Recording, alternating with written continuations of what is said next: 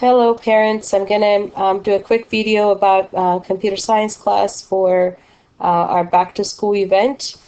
Um, I wanted to say it's a pleasure welcoming you to Mount Vernon High School for 2019-2020 school year.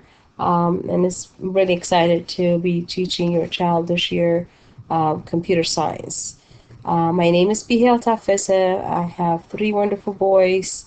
14, 12, and 6. Been teaching for 19 years. Most of my teaching experience was in a Tidewater area. This is my ninth year at Mount Vernon High School. I have a bachelor's degree in math and master's in special education. The reason I like to show my family picture is just to show that how my life is really crazy at home. The supplies for this year is basically for computer science. They need to bring their laptop every single day. School issued preferred, but if they have their own laptop, that would be fine, as long as they have JGrasp already downloaded for them to use in class. Paper, pencil, and 3-ring binder, and school issued planner. I'll take donation anytime for extra color pencils, Clorox, wipes, sanitizer, expo markers, tissues, and this will be used frequently in our classroom, especially when the flu season come up.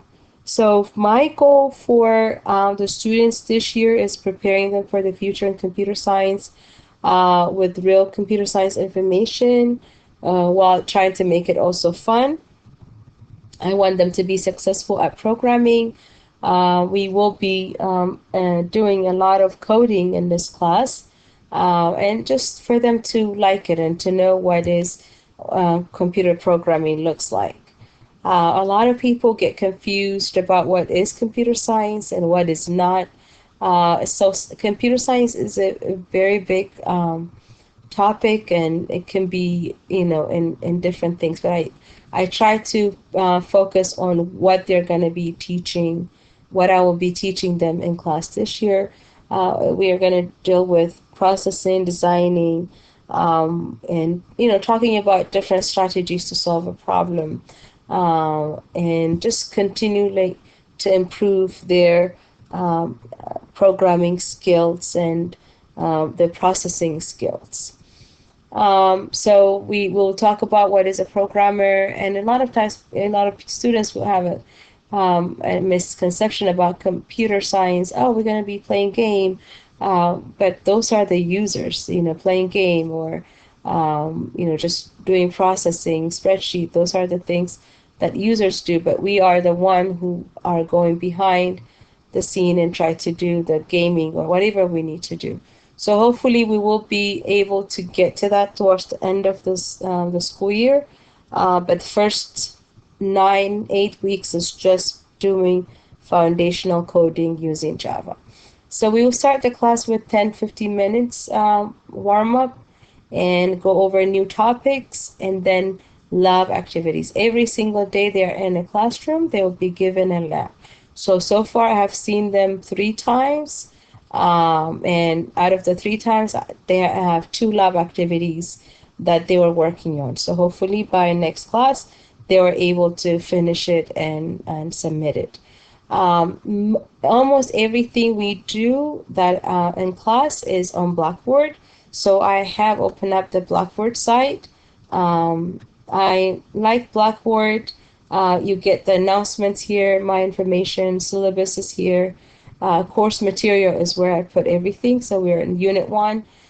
So far we did Day 1, Day 2, Day 3. And in each folder, if you open it up, it would have the PowerPoint that I'm going to go over that day, the assignment that we're going to be working on, and the downloadable files to get the program starting.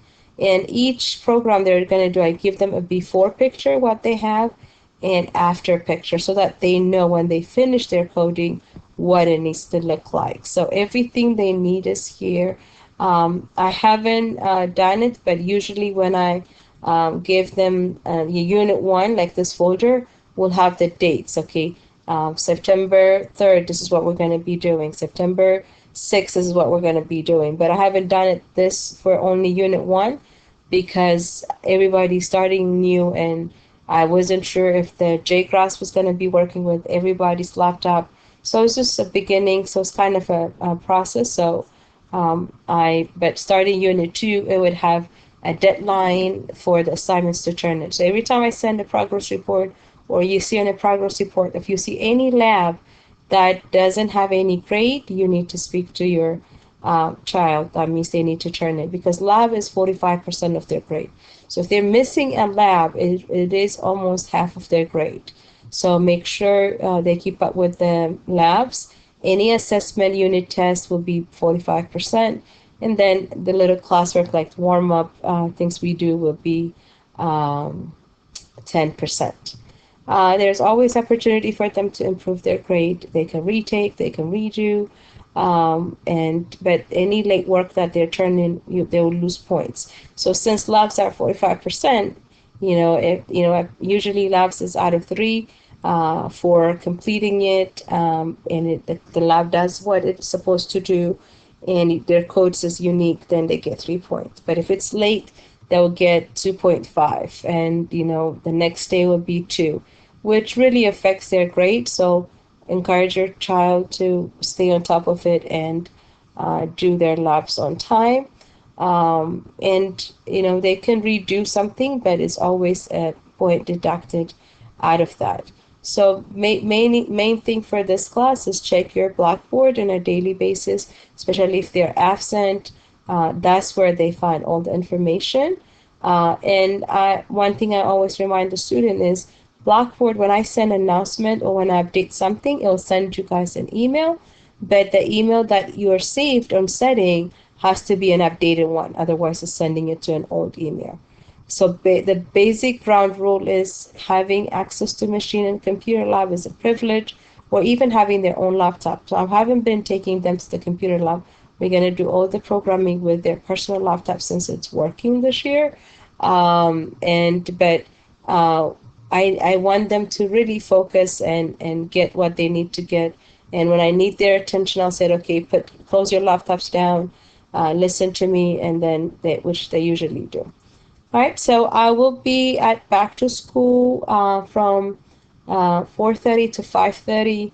Uh, so if you want to meet me, just stop by in E117, and you can meet me. You can ask me any question.